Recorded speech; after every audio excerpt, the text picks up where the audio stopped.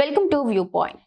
Vitamin D ఇప్పటి కాలంలో చాలా మంది నిరంతర అలసటతో బాధపడుతున్నారు. శరీరంలో శక్తి తగ్గడం, జుట్టు రాలడం, కండరాల నొప్పులు వంటి సమస్యలు సాధారణంగా కనిపిస్తున్నాయి.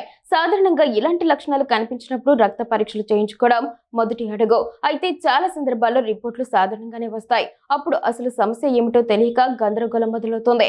వైద్యుల ప్రకారం ఈ అనూహ్య లక్షణాలకు ప్రధాన కారణాల్లో ఒకటి విటమిన్ డి లోపం అయ్యే అవకాశాలు ఉంటాయి. ముఖ్యంగా మహిళల్లో ఇది చాలా సాధారణంగా కనిపిస్తోంది. విటమిన్ డి స్థాయిలను పరీక్షించుకోవడాన్ని చాలా మంది మహిళలు నిర్లక్ష్యం చేస్తున్నారు. విటమిన్ డి సాధారణ మహిళల్లోనే ఎక్కువ.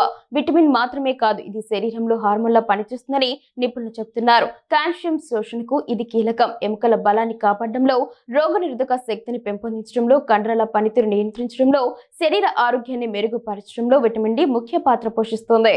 అలాగే విటమిన్ డి స్థాయిలు తగ్గినప్పుడు శరీరం కొన్ని చిన్న సంకేతాలు ఇస్తోంది. నిరంతర అలసట, జుట్టు రాలడం, కండరాల నొప్పులు, మూడ్ మార్పులు, శక్తిలేమి వంటి లక్షణాలు కనిపిస్తాయి.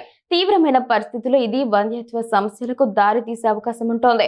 అలాగే భవిష్యత్తులో ఆస్టియోపోరోసిస్ ప్రమాదాన్ని కూడా పెంచుతోంది. అంతేకాకుండా మహిళలు విటమిన్ డి లోపానికి ఎక్కువగా గురవుతారని వైద్యులు చెబుతున్నారు.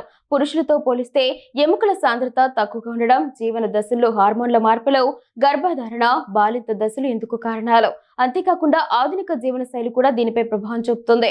ఎక్కువ సమయం ఇంటి లోపల గడపడం, సూర్యకాంతి తక్కువగా పొందడం వంటి కారణాలు కూడా లోపాన్ని పెంచుతున్నాయి.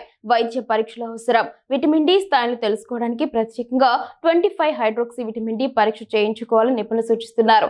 ఈ పరీక్ష ద్వారా శరీరంలో విటమిన్ డి పరిమాణాన్ని ఖచ్చితంగా అంచనా వేయవచ్చు.